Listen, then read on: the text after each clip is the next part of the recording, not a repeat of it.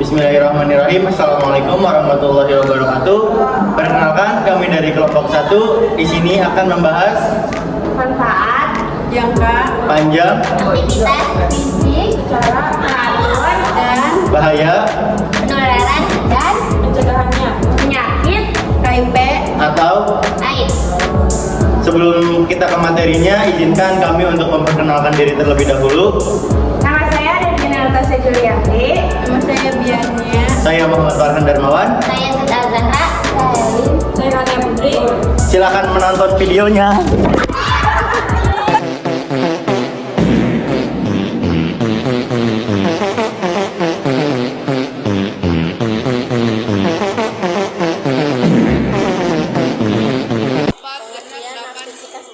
Aktivitas fisik adalah merupakan pergerakan anggota tubuh yang menyebabkan pengeluaran tenaga yang sangat penting bagi memelihara kesehatan fisik, mental, dan mempertahankan kualitas hidup agar tetap sehat dan bugar sepanjang hari. Jenis aktivitas fisik yang dapat dilakukan berupa kegiatan sehari-hari yaitu berjalan kaki, berkebun, bekerja di taman, mencuci pakaian, mencuci mobil, mengepel lantai, naik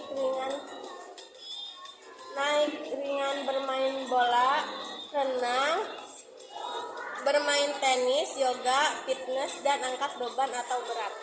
Berdasarkan tingkatnya, aktivitas fisik dapat dibedakan sebagai berikut. Yang pertama, aktivitas fisik ringan, hanya melakukan sedikit tenaga, biasanya tidak menyebabkan perubahan dalam pernapasan. Contoh berjalan kaki, menyapu lantai, mencuci baju, atau mencuci piring. Yang kedua, aktivitas fisik sedang yang membutuhkan tenaga intens atau terus-menerus. Contoh dari kecil, tenis, meja, berenang, bermain dengan hewan peliharaan, bersepeda, bermain musik, dan jalan cepat. Yang ketiga, aktivitas fisik berat biasanya berhubungan dengan olahraga dan membutuhkan kekuatan dan membuat berkeringat. Contohnya berlari, bermain sepak bola, aerobik, bela diri atau karate, taekwondo, dan pencaksilat. Dan outbound, aktivitas fisik yang dilakukan oleh seseorang, anak maupun dewasa, sangat baik untuk kesehatan. Tidak hanya itu, aktivitas fisik yang dilakukan pun sangat berguna bagi perkembangan otak dan pertumbuhan si kecil.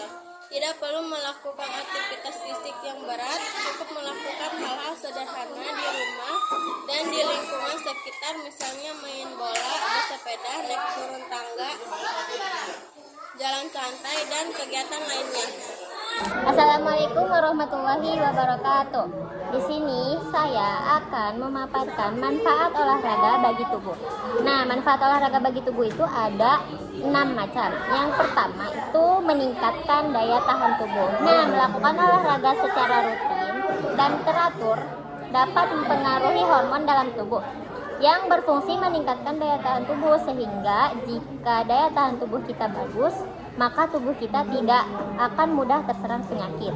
Nah, yang kedua, meningkatkan kemampuan otak. Manfaat olahraga secara teratur setiap hari dapat meningkatkan pasokan oksigen dalam tubuh, sehingga sirkulasi darah dalam tubuh, terutama aliran darah ke otak, juga akan lancar, sehingga otak bekerja dengan lebih baik. Nah, yang ketiga adalah membakar lemak. Nah, olahraga merupakan kegiatan yang sudah terbukti dapat membakar lemak dalam tubuh, sehingga sangat disarankan bagi Anda yang ingin mengurangi lemak atau kayak melangsingkan tubuh untuk melangsingkan tubuh dengan cara melakukan olahraga secara teratur setiap hari. Nah, yang keempat itu mengurangi stres. Olahraga itu berfungsi untuk meregangkan otot-otot tubuh, sehingga membuat tubuh dan otak menjadi segar setiap saat. Dengan tubuh dan otak yang segar, maka akan menjadikan Anda terhindar dari stres yang mungkin dapat dialami kapanpun juga. Nah, yang kelima ada mengatasi penuaan dini usia yang semakin hari semakin bertambah akan menyebabkan suatu perubahan pada tubuh seperti kulit keriput atau disebut juga dengan penuaan. Untuk menghindari penuaan dini ini dapat melakukan olahraga secara teratur sehingga produktivitas sel-sel baru pada kulit akan terangsang dan kulit akan tampak lebih kencang, bebas kerutan. Nah, jadi kalian yang udah keriput-keriput nih, kalian bisa melakukan olahraga. Nah, yang ke-6 itu ada meningkatkan energi tubuh. Orang yang secara rutin melakukan olahraga akan memiliki stamina yang baik sehingga tidak mudah lemas saat melakukan suatu pekerjaan berat. Orang yang tidak pernah melakukan olahraga, maka tubuhnya akan cepat lelah saat sedang melakukan pekerjaan berat. Terima kasih. Manfaat olahraga bagi kesehatan jantung. 1. Hormon tubuh olahraga yang tepat dan sesuai akan mampu untuk merangsang produksi ketersediaan hormon penunjang kesehatan tubuh secara lebih sempurna. Hal ini akan mengoptimalkan kinerja seluruh jaringan organ tubuh dan menghindarkan dari segala potensi yang mampu mengacaukan sistem tubuh. Hal ini tak terkecuali juga akan berimbas pada optimasi kinerja jantung pada sistem vital tubuh. Baik, selanjutnya di poin nomor 3 ada manfaat olahraga bagi tulang dan sendi. Kemudian dibagi menjadi 2, yaitu ada menjaga kekuatan tulang dalam kurung mencegah osteoporosis. Menurut seorang dokter osteoporosis dari Greenville, Caroline Selatan yang bernama David Thorstein, DO menyatakan bahwa tulang merupakan jaringan hidup yang mampu merespon efek yang ditimbulkan dari sebuah latihan fisik, yaitu menjadi lebih kuat. Bagi sebagian besar manusia, puncak masa tulang dan terjadi selama dekade ketiga kehidupannya, dan setelah itu kekuatan tulang mereka mulai mengalami kemunduran, bahkan kehilangan kekuatan tersebut. Bagi Anda, baik pria maupun wanita yang telah berusia lebih dari 20 tahun dapat mencegah terjadinya kondisi tersebut dengan rutin melakukan olahraga. Kemudian di poin kedua ada dapat meningkatkan keseimbangan koordinasi. Manfaat yang lain bisa didapatkan dari kegiatan berolahraga adalah memungkinkan bagi Anda untuk mempertahankan kekuatan otot, koordinasi, serta keseimbangan kondisi. Kondisi tersebut mestinya dapat membantu Anda ketika mengalami cedera yang memungkinkan terjadinya patah tulang. Hal ini sangat penting bagi mereka yang telah berusia dewasa atau mereka yang telah berusia tua, serta bagi mereka yang telah didiagnosis memiliki osteoporosis. Di poin yang keempat ada manfaat olahraga untuk mencegah penyakit kanker. Olahraga tidak hanya membuat tubuh kita menjadi sehat dan juga aktif, tetapi juga akan menjauhkan tubuh kita dari berbagai penyakit, termasuk penyakit ganas seperti kanker. Perlu kita ketahui bahwa penyakit kanker merupakan salah satu jenis penyakit yang dapat dicegah dengan mengkonsumsi makanan yang sehat serta gaya hidup yang sehat, yaitu berolahraga dengan rutin.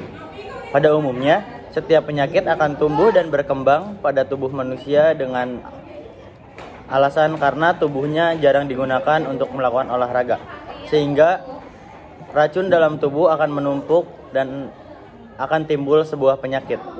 Kemudian di poin nomor 5 ada manfaat olahraga untuk mencegah penyakit diabetes. Salah satu manfaat pentingnya olahraga adalah memperkuat sistem kerja jantung dan pembuluh darah, menguatkan otot di seluruh tubuh, menurunkan berat badan, dan meningkatkan keterampilan atletik, serta menghilangkan stres. Bagi penderita diabetes, ada manfaat tambahan berolahraga, yaitu meningkatkan sensitivitas insulin sehingga kontrol gula darah lebih baik. Saat tubuh aktif bergerak, maka proses metabolisme ikut meningkat. Otot-otot tubuh, terutama di bagian tubuh yang aktif bergerak saat berolahraga, memerlukan banyak gula untuk diolah menjadi energi. Ia menarik banyak gula dari darah Dampaknya adalah kadar gula darah akan menjadi turun. Manfaat olahraga bagi kesehatan mental dan kesejahteraan. Yang pertama, ada menghilangkan stres. Kalau jantung kita bekerja pada saat berolahraga, maka otomatis kesehatan pikiran tidak akan terfokus pada urusan pekerjaan lagi. Yang kedua, manfaat olahraga untuk menurunkan berat badan, yaitu halakan olahraga yang rutin akan dapat membantu untuk menghadirkan badan aktivitas fisik mempunyai fungsi untuk membakar kalori yang ada di dalam tubuh kita, sehingga olahraga menjadi penting untuk menjaga berat badan yang ideal. Yang kedua, manfaat olahraga bagi anak-anak. Yang pertama, membangun prestasi. Manfaat olahraga bagi anak-anak. 1. Membangun percaya diri. Yang kedua, meningkatkan kecerdasan. Terima kasih. Assalamualaikum warahmatullahi wabarakatuh. Perkenalkan, nama saya Linda. Di sini saya akan menjelaskan tentang virus HIV dan virus AIDS. HIV atau Human Immunodeficiency Virus merupakan virus yang merusak sistem kekebalan tubuh dengan menginfeksi dan menghasilkan sel CD4. Orang yang terinfeksi mempunyai potensi sebagai penularan, artinya dia dapat menularkan virus itu kepada orang lain. Virus AIDS. Virus HIV yang menjangkiti seseorang selama 7 hingga 10 tahun akan membuat sistem kekebalan tubuh orang tersebut menjadi sangat lemah. Pada keadaan ini, orang tersebut disebut sebagai penderita AIDS. AIDS-acquired immunodeficiency syndrome. AIDS merupakan beberapa gejala serta infeksi sindrom yang timbul karena sistem kekebalan tubuh yang telah rusak. Di sini saya akan membacakan tentang macam-macam bahaya HIV atau AIDS dari aspek kesehatan. AIDS merupakan bentuk paling parah dari infeksi HIV. Virus ini menyerang organ-organ vital pada sistem kekebalan tubuh manusia. HIV atau AIDS telah menjadi penyakit yang paling menakutkan bagi dunia. Berikut ini ancaman bahaya HIV atau AIDS dari aspek kesehatan. Yang pertama, infeksi TBC atau tuberkulosis. Salah satu penyebab kematian terbesar dari penderita HIV atau AIDS adalah penyakit TBC. Penyakit ini bisa diderita oleh penderita HIV atau AIDS. Tubuh penderita akan mengalami demam, batuk berdarah, dan kekurangan daya untuk melakukan aktivitas ringan. Yang kedua ada meningitis pada selaput otak. Meningitis menjadi ancaman bahaya sangat serius bagi penderita HIV atau AIDS. Peradangan akan terjadi pada bagian selaput dan cairan yang berada di bagian sumsum tulang belakang dan juga otak. Yang ketiga, kanker. Penderita HIV atau AIDS yang menghadapi resiko terkena penyakit kanker, penyakit ini bisa menyerang tubuh karena infeksi dari berbagai bakteri dan virus yang terus berkembang dalam tubuh dan berbagai organ dalam tubuh. 4. Penyakit neurologis. Semua penyakit jenis yang berhubungan dengan sistem saraf menjadi ancaman bagi penderita HIV atau AIDS. Penyakit ini ditandai dengan melemahnya sistem saraf karena infeksi bakteri dan virus dalam tubuh penderita. Selanjutnya yaitu yang kelima, gagal ginjal. Penderita HIV atau AIDS juga mudah terkena penyakit yang terjadi karena infeksi bakteri atau peradangan pada organ ginjal. Penyakit ini dapat menyebabkan penderita mengalami gangguan pada sistem kemih. Saya Kania Putri izin menjelaskan cara penularan penyakit HIV atau AIDS. Yang pertama, mendapatkan transfusi darah yang tercemar akan virus HIV. Yang kedua, HIV atau AIDS dapat menular melalui darah. HIV atau AIDS bisa menular melalui darah dengan penggunaan jarum suntik yang digunakan bersama-sama. Misalnya menggunakan jarum suntik saat membuat tato atau menggunakan nafza suntik. Yang ketiga, HIV bisa ditularkan melalui penerimaan donor darah dari penderita HIV.